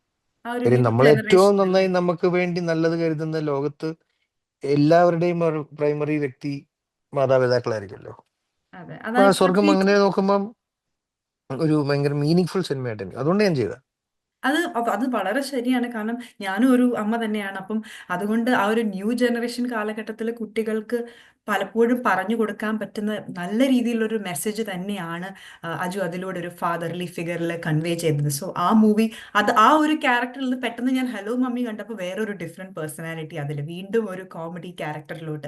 അപ്പം ഒത്തിരി വേഴ്സറ്റൈൽ റോൾസ് ആണ്. പിന്നെ പോലീസ് ഓഫീസറായിട്ട് കുറേ സിനിമകളിൽ ഇപ്പോൾ ചെയ്യുന്നു. കേരള ക്രൈം ഫയൽസിന് ശേഷം എനിക്കൊന്ന് ഈ ഇടയ്ക്ക് കണ്ട ഐഡന്റിറ്റിയിലും ഒക്കെ പോലീസ് ഒരു ചെറിയൊരു നെഗറ്റീവ് ടച്ച് ഉണ്ട്, എന്നാൽ പോലും ഒരു പോലീസ് ഉദ്യോഗസ്ഥൻ റോളുകൾ. ഇപ്പൊ ഇത്രയും റോളുകൾ ചെയ്യുമ്പോൾ, കോമഡി ഇങ്ങനെയൊക്കെ ചെയ്യുമ്പോൾ ഏതാണ് ഏറ്റവും ചാലഞ്ചിങ് ആയിട്ട് തോന്നുന്നത്? അത് ഡിഫിക്കൽട്ട് ആയിരിക്കും, അത് അങ്ങനെ പറയാൻ. ബിക്കോസ് എല്ലാത്തിലും കോമൺ ആയിട്ട് ചാലഞ്ച് ഉണ്ട്. ഉം. ഈസി ആയിട്ട് എനിക്കൊന്നും ഫീൽ ചെയ്തിട്ടില്ല. എവ്രി ഷോട്ട് ഒരു ഒരു ഒരു സീരിയസ് ഭയം എനിക്ക് ഉള്ളിലുണ്ട്. അപ്പൊ അത് കവറപ്പ് ചെയ്യാനാണ് പലപ്പോഴും ഞാൻ ഒരു പരിധി കൂടുതൽ ഡയറക്ടേഴ്സിനെ ഡിപ്പെൻഡ് ചെയ്യുന്നത്. ശ്രമിക്കുന്നു. അവരുടെ ഭയങ്കരമായിട്ട് അവരെ ക്ലിങ് ചെയ്ത്, റൈറ്റേഴ്സിനേക്കാളും ഒരു പരിധി വരെ റൈറ്റേഴ്സേ ഉള്ളൂ, കൂടുതലും ഡയറക്ടേഴ്സ് തന്നെയാണ്. സോ ആ ഫിയർ കാരണമാണ് ഞാൻ അങ്ങനെ ചെയ്യുന്നത്. അതുകൊണ്ട് തന്നെ എനിക്കങ്ങനെ ഈസി എന്ന് പറയാൻ ഉം, പറ്റിയ റോൾസ് ഒന്നുമില്ല. വലിയ അഭിനയം പ്രാധാന്യം അർഹിക്കുന്ന വേഷങ്ങളൊന്നും ഞാൻ ചെയ്തിട്ടില്ല. ഫസ്റ്റ് ഓഫ് ഓൾ, അവിടെ എവിടെയൊക്കെ ഉള്ളൂ നമുക്ക് അങ്ങനത്തെ റോൾസ് വന്നിട്ടുള്ളൂ. ബാക്കിയൊക്കെ ആക്ച്വലി സില്ലി റോൾസ്, ഒരു കൊമേഴ്ഷ്യൽ സിനിമയുടെ എന്റർടൈൻമെന്റ് വാല്യൂവിനെ എൻഹാൻസ് ചെയ്യാൻ വേണ്ടിയുള്ള വേഷങ്ങളാണ്. അതിലൊരു ആക്ടറിന്റെ ആവശ്യമില്ല, പെർഫോമൻസ് മതി, പെർഫോമർ ആയാൽ മതി. എന്നിരുന്നാൽ കൂടിയും നമുക്ക് ചലഞ്ച് ഉണ്ട്. ചലഞ്ച് ഇൻ ദ സെൻസ് അത് because I am not trained. ഞാൻ ഉം. ചെറുപ്പം തൊട്ടേ ഇത് ചെയ്തിട്ടുള്ള ഒരാളായിരുന്നെങ്കിൽ മേ ബി അത് ഈസി ആയിരുന്നേനെ. ഞാൻ സ്കൂളിൽ പഠിക്കുമ്പോഴോ അല്ലെങ്കിൽ കോളേജിൽ പഠിക്കുമ്പോഴോ ഈ പ്രോസസ്സ് ഞാൻ ചെയ്തിട്ടില്ല, സ്റ്റേജിൽ കയറിയിട്ടില്ല. അത് കയറിയിട്ടുണ്ട്, ചെയ്തിട്ടുണ്ടായിരുന്നെങ്കിൽ മേ ബി നമുക്കത് നമ്മുടെ ഒരു ഹാബിച്വൽ വേ ആയി മാറിയേനെ. നമുക്കത് സ്വാഭാവികമായി മാറി തുടങ്ങും. ഇത് അതില്ല, ശീലമില്ലാത്തതുകൊണ്ട് അത് നാച്ചുറലി നമ്മൾ ഫീൽ ചെയ്യിക്കാനുള്ള ഒരു പ്രായവും കഴിഞ്ഞു പോയി ഞാൻ സിനിമയിൽ വന്നപ്പോഴേക്കും. അതുകൊണ്ട് തന്നെ നമുക്ക് ചില കുട്ടികൾക്ക് പറയില്ലേ, ചെറുതിലത്തെ ട്രോമ ഒരു ഏജ് കഴിഞ്ഞാൽ പിന്നെ അത് മാറില്ല. സോ സെയിം ഫിയർ എൻ്റെ ഉള്ളിൽ എന്നുണ്ട്. ക്യാമറ കാണുമ്പോൾ ആ ഒരു ഫിയർ, കോൺഷ്യസ് ഫീൽ, ഫിയറിനേക്കാൾ ആ സിനിമയിൽ കോൺഷ്യസ് കണ്ടാ ഫീൽ കട്ട് ചെയ്ത്. പറയേ ഇല്ല, പക്ഷെ അങ്ങനെ ഒരു ഫിയർ ഉള്ള ഒരു അല്ല, അത് വ്യക്തിയാണ്. നമ്മൾ പർപ്പസ്ഫുള്ളി ഇപ്പം നമുക്ക് അതിനെ ഫേക്ക് ചെയ്യാനോ അല്ലെങ്കിൽ അതിനെ എന്താ പറയാ മറയ്ക്കാനോ നമ്മൾ ആക്ടിങ് ശീലിച്ചു തുടങ്ങി. അല്ലെ, ആ, അതിനും ശീലിച്ചു ആക്ടിങ്. തുടങ്ങി. അപ്പൊ at the end of the day ആ ഒരു ആക്ടിങ് പവർ എന്ന് പറയുന്നത് അതിലൂടെ കാണുന്നു. ഫിയറും അങ്ങനെ ഒന്നും കാണുന്നില്ല, പക്ഷെ യു ആർ മോർ എക്സ്പീരിയൻസ്ഡ്. എന്റെ ഡയറക്ടേഴ്സ് ഞാൻ പറയാം ഭയങ്കര കോൺഫിഡൻസ് എനിക്ക് തരുന്ന വ്യക്തികളാണ്. ഞാൻ മോശം ടേക്കുകൾ നിങ്ങൾ കാണാത്തത് കൊണ്ടാണ്. അത് ബ്ലൂപേഴ്സ് അല്ലേ? ഡയറക്ടേഴ്സും എഡിറ്റേഴ്സും കൂടെ വിദഗ്ധമായി അത് കവറപ്പ് ചെയ്ത് തന്നെ സേവ് ചെയ്യുന്നതാണ്. അത് എന്നെന്നല്ല, ഞാൻ പറഞ്ഞ ഏതൊരു ആക്ടറിന്റെയും ഗുഡ് സൈഡ്സ് കാണിക്കുന്നത് അവരാണല്ലോ, എഡിറ്റേഴ്സ് ആണല്ലോ. അപ്പം അതിന് നമുക്ക് ഇന്ന് ഡിജിറ്റലും കൂടെ ആയതുകൊണ്ട് നമുക്ക് ചാൻസ് ഉണ്ട്. ഇന്ന് ഫിലിം ആയിരുന്നെങ്കിൽ നമുക്ക് ചിലപ്പം ചാൻസ് കിട്ടില്ല. ഇപ്പം നേരത്തെ ചെറുപ്പം മുതലേ സിനിമയിൽ വന്നില്ല എന്ന് പറഞ്ഞപ്പോഴാണ് എനിക്ക് തോന്നുന്നത് സിനിമയല്ല, ഇത് സ്റ്റേജിലൊന്നും അധികം. തിയേറ്ററോ അല്ലെങ്കിൽ സ്റ്റേജോ അല്ലെങ്കിൽ മിമിക്രി, മോണോ ആക്ട് അങ്ങനെ ഉള്ള പെർഫോമൻസുകളൊന്നും ചെയ്തില്ല. പക്ഷെ അങ്ങനെ ഒരു എക്സ്പീരിയൻസ് ഇല്ലാഞ്ഞിട്ട് പോലും ആദ്യമായിട്ട് സിനിമയിൽ വന്ന നിങ്ങളുടെ ഒരു ഫ്രണ്ട്ഷിപ്പ് കോംബോ ഉണ്ടല്ലോ, വിനീത് ശ്രീനിവാസൻ, നിവിൻ അതെ, അതെ. പോളി. അങ്ങനെയാണ് അജു ആദ്യം സിനിമയിൽ വന്നത്. പിന്നെ നിങ്ങളുടെ ആ ഒരു കോമ്പിനേഷനിൽ ഉണ്ടായിരുന്ന എല്ലാ സിനിമകളും വളരെ രസകരമായിരുന്നു, ആളുകൾ നോക്കി കാണുന്നത്. ഇനിയും അതുപോലെ ആ ഒരു ഫ്രണ്ട്ഷിപ്പ് ഇൻഫ്ലുവൻസ് ചെയ്ത ഏതെങ്കിലും സിനിമകൾ ഇനിയും ഞങ്ങൾ എക്സ്പെക്ട് ചെയ്യാമോ? തീർച്ചയായിട്ടും. കാര്യം അങ്ങനെയുള്ള സിനിമകൾ ഇനിയും എനിക്കും ഭാഗമാണെന്ന് ആഗ്രഹമുണ്ട്, സെയിം ടീമിനോടൊപ്പം. കാര്യം എനിക്ക് നല്ലൊരു ഡെബ്യൂ ആണ് കിട്ടിയത്, നല്ലൊരു മെന്ററാണ് എനിക്ക് കിട്ടിയത്. അത് ഈസി അല്ല. നമ്മൾ എപ്പോഴും നമ്മൾ പറയും, നമ്മൾ ഏത് സബ്ജക്റ്റും നന്നായിട്ട് നമുക്ക് ഇഷ്ടം തോന്നണമെങ്കിൽ നമ്മുടെ ആ ടീച്ചർ, മെന്റർ, എക്സാക്ട്ലി. അവരുടെ കയ്യിലാണ് ആ കുട്ടി ആ സബ്ജക്റ്റ് ഇഷ്ടപ്പെടുന്നത് ഇരിക്കുന്നത്. അതെ. എനിക്ക് ഐ വാസ് ബ്ലെസ്ഡ് ഇനഫ്. എൻ്റെ സ്കൂൾ കാലഘട്ടമാണെങ്കിലും തിരിച്ചെൻ്റെ high school, pre lower primary, mid school to high school, പിന്നെ കോളേജ് ആണെങ്കിലും, ഞാൻ ആദ്യമായിട്ട് ജോലിക്ക് പോയപ്പോഴാണെങ്കിലും, സിനിമയ്ക്ക് മുന്നേ സിനിമ വന്നപ്പോഴാണെങ്കിലും എനിക്ക് കിട്ടിയ മെന്റേഴ്സ് എല്ലാം ആക്ച്വലി നല്ല ക്വാളിറ്റി ഉള്ള വ്യക്തിത്വങ്ങളാണ്. First primarily. രണ്ട്, അവർ എന്ത് തൊഴിൽ മേഖലയിലാണോ അവർ ഇരിക്കുന്നത് അതിലവർക്ക് നല്ല ബോധ്യവും വിവരവും പാഷനും ഉള്ളവരാണ്. ഇത് എളുപ്പത്തിൽ കിട്ടില്ല. സോ അതുകൊണ്ട് തന്നെ അത് നമുക്ക് ഭാഗ്യമായിട്ടേ പറയാൻ പറ്റുള്ളൂ. സോ ഇപ്പൊ ഞാൻ തമിഴിലൊരു സിനിമ ചെയ്തപ്പോഴും I was blessed again to start with a very good mentor, Ram എന്ന് പറഞ്ഞ ഡയറക്ടർ. റാം ഓക്കെ. പേരൻപൊക്കെ ഡയറക്ട് ചെയ്ത മമ്മൂക്കയെ വെച്ച് ഓ. National award winner. തങ്കമീൻകൾ എന്ന് പറഞ്ഞിട്ട് 2010 എന്തോ 10 ആ ടൈമിൽ. ഉം. So is like well versed, ഭയങ്കര രസകരമായ സിനിമ ചെയ്യുന്നത്. അപ്പൊ അദ്ദേഹത്തിനോടൊപ്പം അവിടെയും സ്റ്റാർട്ട് ചെയ്യാൻ പറ്റി. സോ ആ മെന്ററിങ് എന്ന് പറയുന്നത് ഭയങ്കര ഇമ്പോർട്ടൻ്റ് ആണ്. നമ്മൾ ആ ഉം, എന്താണോ ചെയ്യാൻ പോണ ആ കാര്യത്തിനെ ഇഷ്ടപ്പെടാൻ ഒരുപാട്, അല്ലെങ്കിൽ നമുക്ക് അതിനോട് ഇനിയും നമ്മളുടെ ആഗ്രഹം കൂടുതൽ തോന്നാൻ ഇവര് ഭയങ്കര കാരണക്കാരാണ്. ഇപ്പം മൂവിയിലപ്പം മലയാളത്തിലെ മെന്ററിന് ഈ അല്ല, മെന്ററിനല്ല. അതുകൊണ്ട് പറഞ്ഞു വന്നത് വീണ്ടും അവരോടൊപ്പം വിനീതിനോടൊപ്പം വയ്ക്കാനാണെങ്കിലും സെയിം മിനിമിനോടാണെങ്കിൽ, ഭഗത്താണെങ്കിൽ, ഹരിയാണെങ്കിൽ, ശ്രാവണാണെങ്കിലും, മലർവാടി ആരാണെങ്കിലും, ഷാൻ റഹ്മാൻ, അല്ലെങ്കിൽ പിന്നെ പിന്നെ വന്ന് ജോമോൻ തട്ടത്തിമ, എല്ലാവരോടും വിശാഖനോടെ ഒക്കെ വർക്ക് ചെയ്യാൻ. അത് വേറൊന്നുമല്ല, it's like going back to നമ്മുടെ ഒരു സ്കൂൾ അല്ലെങ്കിൽ കോളേജ്. സ്കൂളിനേക്കാളും കുറച്ചുകൂടെ പഴയ കോളേജ് എന്ന് പറയാം. മെമ്മറീസിലോട്ടല്ലേ ആ ഒരു ഗ്രൂപ്പ്. കോളേജ് എന്ന് പറയാം, അതെ അതെ. അപ്പൊ ഇപ്പൊ പക്ഷെ അജുവിനെ എനിക്കൊന്ന് നിവിൻ പോളി, വിനീതിനെ, വിനീത് ശ്രീനിവാസൻ കൂട്ടറിനെ കൂടുതൽ കാണുന്നത് ധ്യാന്റെ ഒപ്പമാണ്. നിങ്ങൾ തമ്മിൽ ഒരു പ്രൊഡക്ഷൻ കമ്പനി തുടങ്ങി ഇപ്പം സിനിമകളിലും പ്രൊമോസിലും ഒക്കെ ആ ഒരു റിലേഷൻഷിപ്പ് എങ്ങനെയാണ് പെട്ടെന്ന് ഇത്ര ഒരു ദൃഢമായിട്ട് വന്നത്? അല്ല, അത് പെട്ടെന്നല്ല, അത് കുഞ്ഞിരാമായണത്തിന് മുന്നേ തൊട്ട് ഓൾമോസ്റ്റ് 2013 തൊട്ട് ആ, നല്ല പരിചയമുള്ള. വിനീതിന്റെ കല്യാണം 2012 തട്ടത്തിൻ മറയത്ത് ഇറങ്ങി കഴിഞ്ഞിട്ടാണെന്നാണ് എൻ്റെ വിശ്വാസം. ജൂലൈയിലാണ് തട്ടത്തിൻ മറയത്ത് ഇറങ്ങി, വിനീതിന്റെ കല്യാണം അത് കഴിഞ്ഞിട്ടാണെന്നാണ് എൻ്റെ വിശ്വാസം. അന്നാണ് ഞാൻ ധ്യാനെ ആക്ച്വലി പരിചയപ്പെടുന്നത്. അന്ന് തൊട്ട് ഉള്ള ബന്ധമാണ്. അപ്പൊ അത് പിന്നെ 2015 ആയപ്പോഴാണ് കുഞ്ഞിരാമായണത്തിലോട്ട് വന്നത്. അത്രയും സമയം എടുത്തു, ഒരു ഒരു 2 ഇയേഴ്സ്, 2.5 ഇയേഴ്സ്. പിന്നെ ഐ തിങ്ക് അത് കഴിഞ്ഞിട്ട് ഞങ്ങള് അടികപ്പിയാരെ കൂട്ടുപണി ചെയ്തു, ഒരേ മുഖം ചെയ്തു, ഗൂഢാലോചന ചെയ്തു, സച്ചിൻ ചെയ്തു, ലവ് ആക്ഷൻ ഡ്രാമ ചെയ്തു, അബ് കൈസെ ഹോ ചെയ്തു, കുറേ സിനിമകൾ ചെയ്തു. അത് സിനിമകൾ ചെയ്യാൻ വേണ്ടി ചെയ്യുന്നതിനേക്കാൾ ഉപരി അതൊക്കെ യാദൃശികമായി ചിലതൊക്കെ വന്നതാണ്. ബട്ട് പുള്ളിയുടെ കൂടെ ടൈം സ്പെൻഡ് ചെയ്യുമ്പോൾ, അല്ലെങ്കിൽ നമുക്ക് പുള്ളിയുടെ കൂടെ സംസാരിക്കുമ്പം ഇപ്പൊ എല്ലാവർക്കും അറിയാം, ലോകത്തുള്ള എല്ലാ മലയാളികൾക്കും അറിയാം, പുള്ളിയുടെ കൂടെ സംസാരിച്ചിരിക്കാൻ ഭയങ്കര അതെ. രസമാണ്, അല്ലെങ്കിൽ പുള്ളിയുടെ വളരെ സംസാരം കേൾക്കാൻ രസമാണ്. ഭയങ്കര രസമാണ്. അപ്പൊ അത് ഞാനും എൻജോയ് ചെയ്യാറുണ്ടായിരുന്നു. ഇപ്പൊ എല്ലാരും പുറത്തറിഞ്ഞു. അതെ. ഞങ്ങൾ കുറച്ച് മുന്നേ ഇത് കേട്ടു തുടങ്ങിയെന്ന് മാത്രമേ, കഥകൾ. ആം, അജു ഫ്രണ്ട്ഷിപ്പിന്റെ ഒക്കെ കാര്യം പറഞ്ഞു. അങ്ങനെയാണ് നിങ്ങൾ ഒരു പ്രൊഡക്ഷൻ കമ്പനിയിലോട്ടും കൂടെ വന്നത്. അപ്പം കുറച്ച് ഒന്ന് രണ്ട് സിനിമ, എനിക്കൊന്ന് മൂന്നാല് സിനിമകൾ ഒരുമിച്ച് ചെയ്തു എന്ന് തോന്നുന്നു പ്രൊഡക്ഷൻ. പക്ഷെ ഈ 3 സിനിമ പ്രൊഡ്യൂസ് ചെയ്തു: love action drama, Sajan bakery, Prakash Parakkatte, and we distributed 5 films. Five films. ഇപ്പം പൊതുവെ എല്ലായിടത്തും പറയുന്നു ഒത്തിരി ആക്ടേഴ്സ് ഇപ്പൊ പ്രൊഡക്ഷനിലേക്ക് വരുന്നുണ്ട്, ഒത്തിരി പേര് മൂവി സ്വന്തമായിട്ട് പ്രൊഡ്യൂസ് ചെയ്ത് ആക്ട് ചെയ്യുന്നു.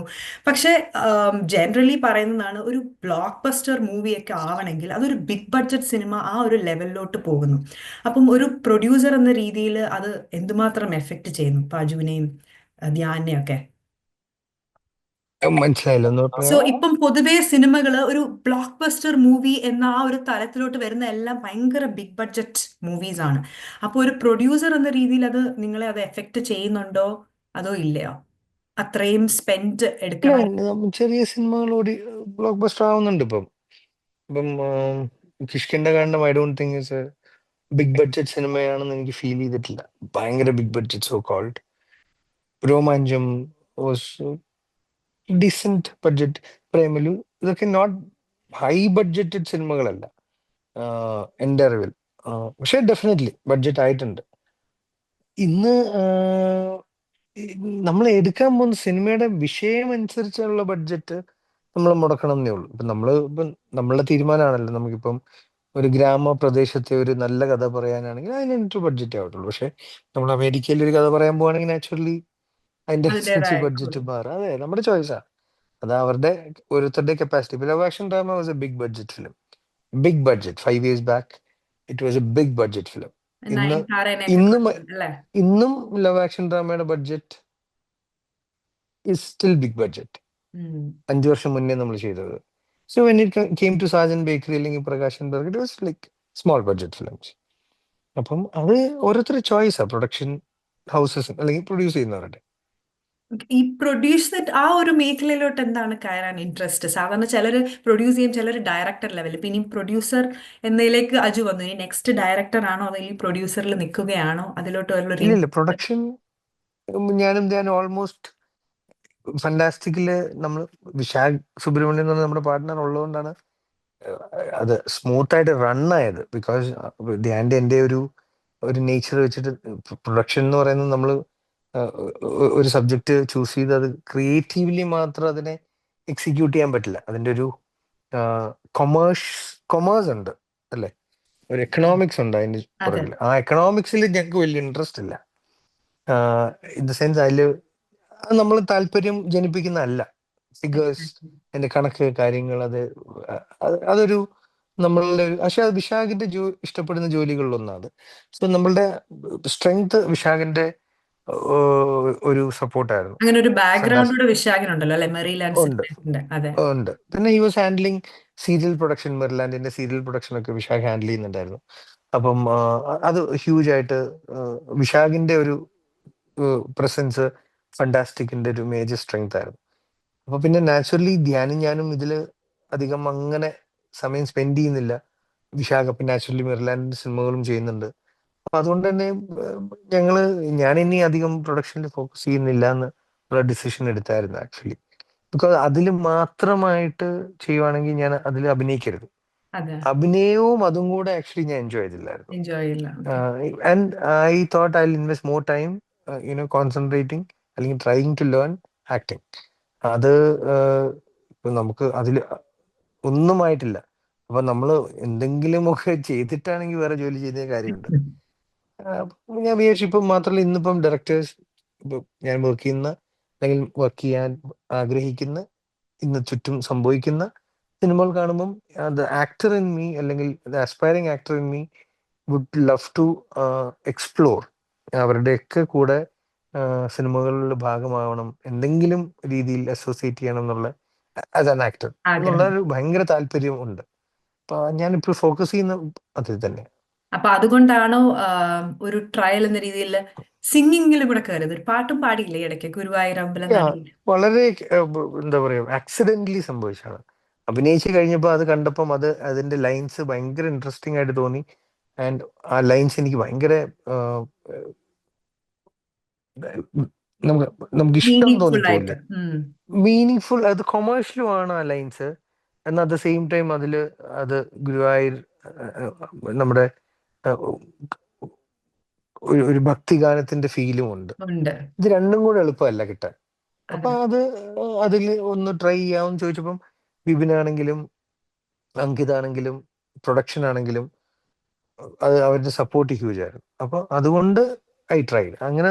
അത് ഞാൻ ഒരിക്കലും ഇനിയുണ്ടോ, പാടുന്നുണ്ടോ ഒരിക്കലും ഇനിയും ഇല്ല സിനിമകൾക്ക്? ഇല്ല ഇല്ല ഇല്ല. ഇല്ല. ഈ വിളിച്ചു കഴിഞ്ഞാൽ പക്ഷെ ഞാൻ അത് പാടാം, നല്ലതായിരുന്നു, ബിക്കോസ് നല്ലൊരു എക്സ്പീരിയൻസ് ആയിരുന്നു.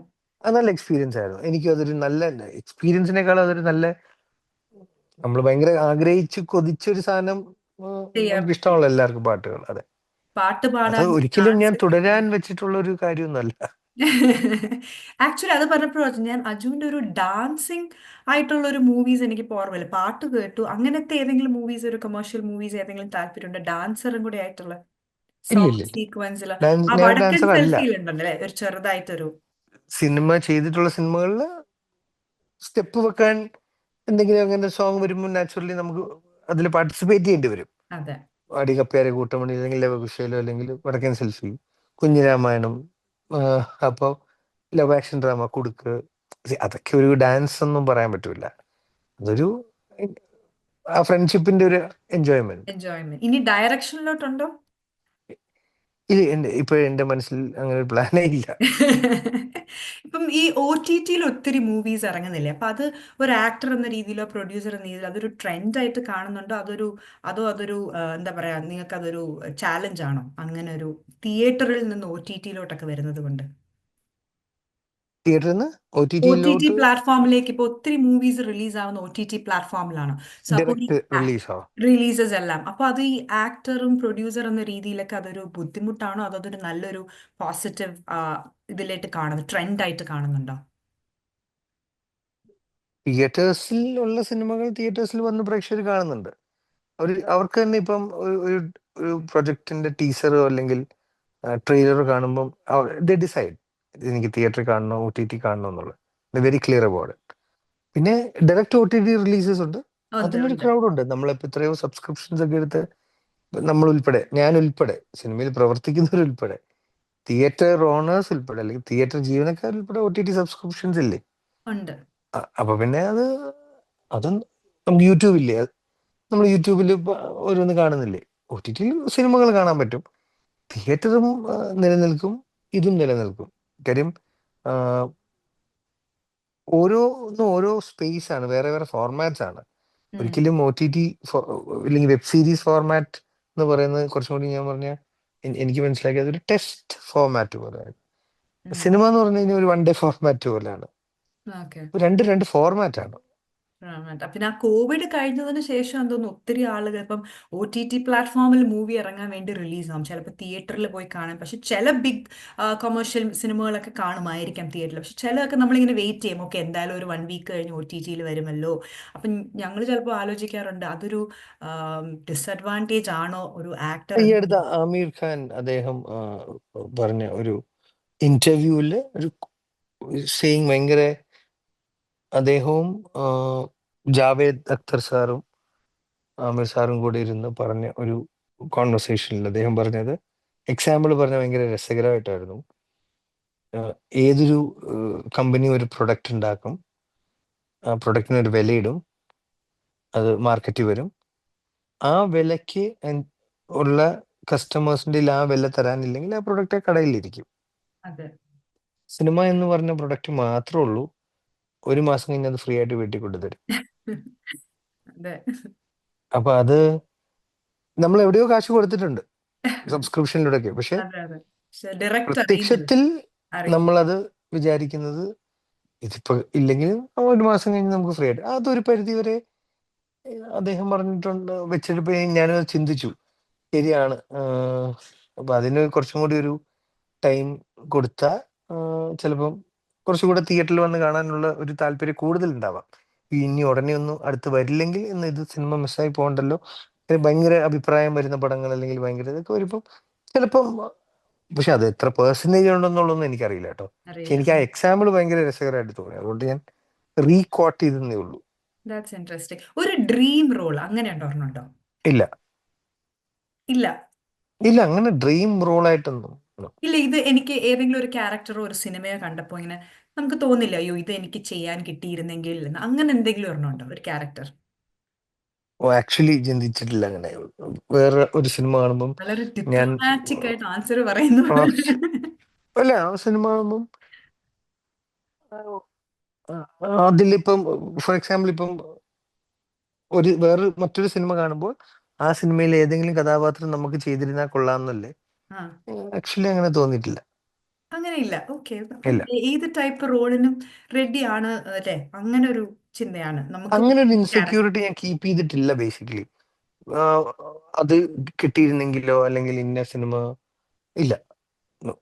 അമേസിങ്. അത് ഒരു നല്ല കാര്യം. ഞാൻ അങ്ങനെ അധികം ആൾക്കാർ പറഞ്ഞു കേട്ടില്ല. എല്ലാവരും പറയും എനിക്ക് ഇന്നൊരാള് ഒരു ക്യാരക്ടർ അങ്ങനെ കിട്ടിയിരുന്നെങ്കിൽ ഇൻസെക്യൂരിറ്റി നല്ലതായി. ഫീൽ ചെയ്യാൻ ചെയ്തു എന്ന് പറഞ്ഞു കഴിഞ്ഞാൽ അത് ഭയങ്കര തെറ്റാ ഞാൻ പറയുന്നത്. ബിക്കോസ് നമുക്ക് സിനിമകൾ കിട്ടിയിട്ടുണ്ട്, നമുക്ക് നമ്മളെ സിനിമയ്ക്ക് വിളിച്ചിട്ടുണ്ട്. ഇന്ന് ഞാൻ ഇൻസെക്യൂരിറ്റി ഉണ്ടെന്ന് പറഞ്ഞു കഴിഞ്ഞാൽ അത് അത് ഭയങ്കര തെറ്റാണ്. കാര്യം കിട്ടിയിട്ടും പിന്നെയും വിശക്കണമെന്ന് പറയുന്ന അവസ്ഥയാണ്. അത് ശരിയല്ലല്ലോ. I agree completely. ഒരു നല്ല ഫാദർ, നല്ല ആക്ടർ ഏതായിരിക്കും? രണ്ടും ആയിരിക്കില്ല. ആദ്യത്തേതും രണ്ടും I am trying to be, അല്ലെങ്കിൽ എന്നാ നമ്മൾ ഔട്ട് ആ ഓഫ് 5 എത്ര കൊടുക്കും പോയിന്റ്സ്? ഒരു നല്ല ആക്ടർ, ഒരു നല്ല ഫാദർ, ഔട്ട് ഓഫ് 5 എത്ര കൊടുക്കാം സ്റ്റാർ റേറ്റിംഗ്? ഫാദർ എന്നുള്ള രീതിയിൽ ഇപ്പം ഐ ക്യാൻ ഗിവ് ഒരു 2.5. അയ്യോ, അതൊക്കെ കളയല്ലോ. ആ ഞാൻ അങ്ങനെ, അത് ഞാനല്ല പറയേണ്ട ഉത്തരം. എനിക്ക് ഞാൻ കൊടുക്കുന്ന കുറച്ച്, ഇപ്പൊ എന്റെ ഫാദറിനെ വെച്ച് കമ്പയർ ചെയ്യുകയാണെങ്കിൽ ഞാൻ പറഞ്ഞതാണ് ഉത്തരം. ഇത് ഉം, എന്റെ കൂടെ അവർ ടൈം സ്പെൻഡ് ചെയ്തത് ഞാൻ എന്റെ കുട്ടികളോട് സ്പെൻഡ് ചെയ്യുന്ന ടൈമും വെച്ച് നോക്കുമ്പോൾ ഒരുപാട് വ്യത്യാസമുണ്ട്. ഉം, മനസ്സിലായോ? അപ്പൊ അത് ഭയങ്കര ഒരു ഇമ്പോർട്ടൻറ്റ് ഫാക്ടറാണ്. ഉം. ഇപ്പൊ എന്റെ ഒരു ജോലി ടൈം യുടെ ഒരു കൺസ്ട്രെയിൻസ് ഇത് ഒക്കെ ഉണ്ട്. വെച്ചിട്ട് അത് പോസിബിൾ അല്ല. സോ അതുകൊണ്ട് എനിക്ക് ഹാഫ് അല്ലെങ്കിൽ 2.5 കൊടുക്കാൻ പറ്റും. ആക്ടർ എന്ന രീതിയിലാ? ലോങ് വേ ടു ഒരു 0.5 കൊടുക്കാം. ഷോ, ഭയങ്കര എന്താ പറയാ, വളരെ വളരെ ഡൗൺ ടു എർത്ത് ആയിട്ടാണ് പറയുന്നത്. അതല്ല, നമ്മൾ വിച്ച് ആക്ടർ ഇസ് എന്നുള്ള അമേസിങ്. രീതിയിൽ നോ. അതൊരു വലിയ നല്ല നമ്മൾ കാര്യമാണ്. മറ്റ് സിനിമകൾ കാണും, പ്രത്യേകിച്ച് ഞാൻ കേരളത്തിലാണ്, മലയാള സിനിമയിലാണ്. ആൻഡ് മലയാളം സിനിമ ഞാൻ ഭാഗമായതുകൊണ്ടല്ല, Malayala cinema is finest industries in the world. Cinema exactly. മേഖലയിൽ നിന്ന് ഞാൻ വിശ്വസിക്കുന്നു. നല്ല in terms of stories. Technicians, in terms of actors, in terms of writing, story, അതെ. ആ കോൺസെപ്റ്റ്സ് അല്ലേ. അതായത് KG ജോർജ് സാറിനെ പോലുള്ള വ്യക്തികളും, അടൂർ ഗോപാലകൃഷ്ണൻ സാറിനെ പോലുള്ള വ്യക്തികളും, ആം, നമുക്ക് അവിടെ നിന്ന് സ്റ്റാർട്ട് ചെയ്യാനാണെങ്കിൽ തന്നെ അരവിന്ദൻ സാറിനെ പോലുള്ള വ്യക്തികൾ, അല്ലെങ്കിൽ ശ്രീനി സാറിനെ പോലുള്ള വ്യക്തികൾ, പത്മരാജൻ സാറ്, ഭരതൻ സാറ്, പ്രിയൻ sir, Lohit sir, Sibi Malayil sir, ഇന്നിപ്പോ നമുക്ക് വന്ന് നിൽക്കുമ്പോൾ അല്ലെ, നമുക്ക് ദില്ലീഷ് ഏട്ടനെ പോലുള്ള വ്യക്തികൾ വരെ വന്ന് നിൽക്കുന്ന TV ചന്ദ്രൻ നമുക്ക് അങ്ങോട്ട് പോവാം. ഇപ്പൊ അതെ അതെ, റൈറ്റർ ഡയറക്ടേഴ്സ്, ഡെഫിനറ്റ്ലി. ഇപ്പം ചെമ്മീൻ എന്ന് പറഞ്ഞ സിനിമ ഒക്കെ ഇവിടെ സംഭവിച്ചല്ലേ, ക്ലാസിക്കൽ അല്ലേ. തകഴി, അതൊക്കെ തകഴി. MT സാറിനെ പോലുള്ള വലിയ വലിയ എഴുത്തുകാരുള്ള സ്ഥലം. നമുക്ക് മധുസാറ് തൊട്ട് സത്യൻ മാഷ് തൊട്ട് നോക്കുകയാണെങ്കിൽ ബെസ്റ്റ് ഫൈനസ്റ്റ് റൈറ്റർ. ആക്ടേഴ്സ്. ഏത് കാലഘട്ടത്തിലെ ആക്ടിങ്ങും നമ്മുടെ സിനിമകളിലിട്ട നമ്മുടെ സീനിയർ ആക്ടേഴ്സ് മൺമറഞ്ഞു പോയവരുൾപ്പെടെ ഇന്നത്തെ ആക്ടിങ് പാറ്റേൺ അവർ മാച്ച് ചെയ്യുന്ന പെർഫോമൻസ് അന്ന് തന്നിട്ടുണ്ട്. ഇന്ന് ബിഹേവിങ് ആണ് ആക്ടിങ് എന്ന് മാറിയൊരു കാലഘട്ടമാണല്ലോ. അതെ. അവർക്ക് എന്തും പുഷ്പം പോലെ ചെയ്യാം. ഞാൻ അതുകൊണ്ട് ഇത്രയും വലിയൊരു ഒരു ഫാമിലിയിൽ ബിലോങ് ചെയ്യുന്നത് കൊണ്ട് തന്നെ ഞാൻ ഈ റേറ്റിംഗ് ഇപ്പം ഇതിലൊരു ഇച്ചിരി പോലും ഉം, കുറഞ്ഞു പോയിട്ടില്ല എന്നാണ് എൻ്റെ വിശ്വാസം. ഡെഫിനറ്റ്ലി, ഡെഫിനറ്റ്ലി, ഉറപ്പാണ്. അത് ഞങ്ങൾ എല്ലാവരും സമ്മതിക്കുന്ന ഒരു കാര്യം. അപ്പം അപ്കമിങ് എന്താണ് പ്രോജക്ട്സ്? തമിഴിലെ കാര്യം പറഞ്ഞു. ഉടനെ തമിഴിലെ ഷൂട്ട് രണ്ട് സിനിമകൾ ചെയ്തു. ഒരെണ്ണം ഷൂട്ട് കഴിഞ്ഞു, റിലീസിന് നിൽക്കുകയാണ്. പറന്നു പോകുന്നാണ് പറയുന്നത്. റാം സാറിന്റെ സിനിമ, അത് റോട്ടർഡാം ഫിലിം ഫെസ്റ്റിവലിൽ ഇപ്പം സ്ക്രീൻ ചെയ്തു. ഗ്രേസ് ആന്റണിയാണ് അതിലെ ഹീറോയിൻ. ഞാൻ ചെറിയൊരു റോളാണ്. നല്ല റോളാണ്, ഒരു മെച്ചുവേർഡ് ഫാമിലി മാൻ. രണ്ടാമത്തെ മൂവിയുടെ പേര് മൂൺ വാക്ക്. അത് ഷൂട്ട് നടക്കുന്നു, പാച്ച് വർക്ക്, ലാസ്റ്റ് ഷെഡ്യൂൾ കൂടെ ഉണ്ട് ഇനി. അത് പ്രഭുദേവ സാറും AR റഹ്മാൻ സാറും കൂടെ ജോയിനിങ് ആഫ്റ്റർ 25 years. അപ്പം മിൻസാര കനവായിരുന്നായിരിക്കാം ചിലപ്പം, maybe last, last movie. Okay. Maybe, I am not sure. അപ്പൊ അത് കഴിഞ്ഞിട്ട് അവർ ജോയിനിങ് ഹാൻഡ്സ്. അത് ബിഹൈൻഡ് വുഡ്സ് എന്ന് പറഞ്ഞ പ്രൊഡക്ഷൻ ഹൗസ് ആണ് പ്രൊഡ്യൂസ് ചെയ്യുന്നത്. ഇത് രണ്ടോ ചെയ്തത്. മലയാളം വേറെ? മലയാളം റിലീസിന് ഇരിക്കുന്നത് ഇപ്പം കേരള ക്രൈം ഫയൽസിന്റെ സീസൺ 2. ഞാനൊരു ഗസ്റ്റ് റോൾ ആണ്. അതൊരു വേറെ ഓഫീസർ, വേറെ കേസാണ്. പിന്നെ ആമോസ് അലക്സാണ്ടർ എന്ന് പറഞ്ഞിട്ടുള്ളൊരു, അതൊരു ക്രൈം ത്രില്ലറാണ്. ഇൻവെസ്റ്റിഗേറ്റീവ് സിനിമ എന്നാ ഞാൻ പറയുന്നില്ല, ക്രൈം ത്രില്ലറാണ്. ഇത് പെട്ടെന്ന് വരുന്നുണ്ടോ? നമ്മുടെ ലവ് അണ്ടർ കൺസ്ട്രക്ഷന്റെ സെക്കൻഡ് പാർട്ട് വരുന്നുണ്ടോ? ഇല്ല ഇല്ല ഇല്ല, പപ്പന്റെ ആർക്ക് ഇത് ഓൾമോസ്റ്റ് ഡൺ. ഇതിൽ അയ്യോ, കൂടുതൽ ഞങ്ങളിങ്ങനെ പപ്പനെ, പ്രതീക്ഷിച്ചിരിക്കുവായിരുന്നു പപ്പനും ജിജിയും കൂടെ ഇനി കാനഡയ്ക്ക് വരുന്നുണ്ടെന്ന്. വിനുവിന്റെയും ഗൗരിയുടെയും ഒപ്പം. പപ്പനും ജിജിയും കൂടെയോ? ഓ, അത് നല്ലൊരു ലീഡാ പറഞ്ഞത്. ആണോ? പപ്പന്റെ ലവ് സ്റ്റോറി പിന്നെ പറഞ്ഞല്ലോ, ഞാൻ പറഞ്ഞത് സ്റ്റോറി പപ്പനും ലൈനാക്കാം. ജിജിയും കൂടെ. അത് വിഷ്ണുവിനോടൊന്ന് പറയൂ. എനിക്ക് പെട്ടെന്ന് എനിക്ക് കേട്ടപ്പം വേണ്ടി ഒന്ന് പറഞ്ഞേക്കൂ. എനിക്ക് കാര്യം വിനോദും ഗൗരിയും കാനഡ, പപ്പൻ ജിജി കോമ്പിനേഷൻ എനിക്ക് ഇഷ്ടപ്പെട്ട ആക്ടർ ആനന്ദ് മന്മഥൻ. അതെ. പൊന്മാനിലാണെങ്കിൽ ഇപ്പം ലോന്റെ കൺസർ ജയ ജയ ഹേ. ഞാൻ എൻ്റെ കൂടെ സാജൻ ബേക്കറി ഞാൻ പ്രൊഡ്യൂസ് ചെയ്തപ്പോഴും ആനന്ദിന്റെ അളിയനായിട്ട് എൻ്റെ അഹ്, ഒരു ഫ്രണ്ട് കസിൻ ആയിട്ടുണ്ടായിരുന്നു. അപ്പം okay. Anand is one of my favourite upcoming talents. അപ്പം എനിക്ക് പെട്ടെന്ന് ജിജി എന്ന് പറഞ്ഞപ്പോൾ അത് ഭയങ്കര സ്ട്രൈക്കിംഗ് ആയിട്ട് ഫീൽ ചെയ്തു. കാര്യം ഞാൻ കഴിഞ്ഞ ദിവസം വിഷ്ണുവിനോട് ഇങ്ങനെ കമന്റ്സ് പറഞ്ഞു, ഞങ്ങൾ സംസാരിച്ചപ്പോൾ വിഷ്ണു പറഞ്ഞു, ഞങ്ങൾ രണ്ടും ഒരേ പോയിന്റ്സ് ആണ് പറഞ്ഞത്. പപ്പന്റെ ആർക്ക് ഈസ് ഡൺ. അപ്പം ഇനി പപ്പനെ ഒന്നും അത് ഫോഴ്സ്ഡ് ആണ്. പക്ഷെ പെട്ടെന്ന് ജിജിയും പപ്പൻ എന്ന് പറഞ്ഞപ്പോ ഞാൻ അതൊരു ഒരാൾ കോൺട്രാക്ടർ, എനിക്ക് പപ്പൻ വയ്യ. ഇനി അയാളായിട്ട് എന്താ ഞാനൊരു കാനഡ ലീഡ് എന്നും ഇട്ട് കൂടെ തന്നു. പറഞ്ഞിട്ടുണ്ട്. പക്ഷെ എഗെയിൻ കാനഡ ആയതുകൊണ്ട് തന്നെ അവിടെ റൂൾ ഔട്ട് ചെയ്തു. Because I don't like to travel. So അതുകൊണ്ട് തന്നെ റൂൾ ഔട്ട്. ട്രാവൽ ചെയ്യാൻ ഇഷ്ടമില്ലെന്നുണ്ട്, പക്ഷെ ഫുഡ് നിങ്ങൾ ഒത്തിരി ട്രൈ ചെയ്യുന്ന ഫുഡീസ് ആണെന്ന് ഞാൻ കേട്ടിട്ടുണ്ടായിരുന്നു. ഇങ്ങനെ അങ്ങനെ എത്ര കഴിച്ചാലും മടുക്കാത്ത എന്തെങ്കിലും ഒരു ഫുഡ് ഉണ്ടോ? നമ്മുടെ നാടൻ ഭക്ഷണം, നമ്മുടെ ചോറ്, മീൻകറി, അല്ലെങ്കിൽ ഫിഷ് ഫ്രൈ, അല്ലെങ്കിൽ അപ്പം, സ്റ്റൂ, ദോശ, ചമ്മന്തി, ഇങ്ങനത്തെ ഫുഡ് തന്നെ. അത് ബിരിയാണി ഇഷ്ടമാണ്. അപ്പൊ ഇങ്ങനത്തെ എത്ര കഴിച്ചാലും ഒന്നും മടുക്കില്ല എന്നല്ല, മതിയാവില്ല എന്നല്ല, പക്ഷെ പറ്റുന്നത്രയും കഴിക്കാൻ നമുക്ക് താല്പര്യം തോന്നുന്ന ഭക്ഷണങ്ങൾ. ഭക്ഷണങ്ങൾ. അപ്പൊ ഇതൊക്കെയായിരുന്നു. ഞാനിങ്ങനെ പപ്പന്റെ കാര്യമൊക്കെ വെയിറ്റ് ചെയ്തിരിക്കുകയായിരുന്നു നിങ്ങൾ അടുത്ത സീസണിനും ഒക്കെ. അപ്പം കുറേ നേരം ഞങ്ങളോട് സംസാരിച്ചു, ഒത്തിരി വിശേഷങ്ങൾ അജു പങ്കുവച്ചു. ഞങ്ങൾ മധുരഗീതം ഞങ്ങളുടെ ലിസണേഴ്സ് ഇൻ കാനഡയ്ക്ക് വേണ്ടി, അതും ഇത്രയും ലേറ്റ് ആയിട്ട്. So which is very very good.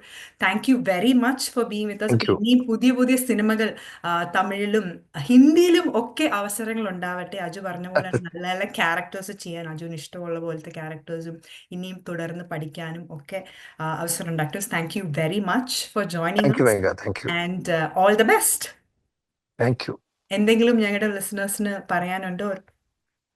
എന്താണ് കാനഡ എന്ന് പറയുന്നത്? ഒരിക്കലും എനിക്ക് ഭയങ്കര ഏലിയനേറ്റഡ്, എനിക്ക് ഭയങ്കര ദൂരത്തുള്ള ഒരു സ്ഥലമായിട്ട് ഫീൽ ചെയ്യുന്നില്ല.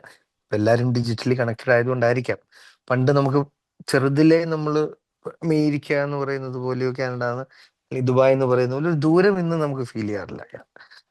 നമുക്ക് എല്ലാവരും അടുത്ത് തന്നെയാണ്. And I am happy. ഇത്രയും നമ്മളുടെ സിനിമയും നമ്മളുടെ വർക്കുകളും ആസ്വദിക്കുകയും അതിനെ അറിയാൻ താല്പര്യപ്പെടുകയും ചെയ്യുന്ന ഒരു ബിഗ് കമ്മ്യൂണിറ്റി അവിടെ ഉണ്ടെന്നുള്ളത്. ഉണ്ട്. അപ്പം അവരിലോട്ട് എത്താൻ പറ്റിയത് ഇറ്റ്സ് ഹാപ്പിനെസ്.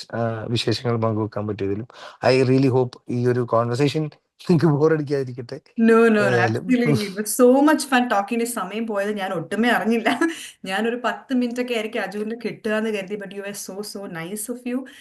1 മണിക്കൂറോളം ഞങ്ങളോട് സംസാരിച്ചു. And thank you very thank much. You എല്ലാവരോടും. Thank you. ബൈ.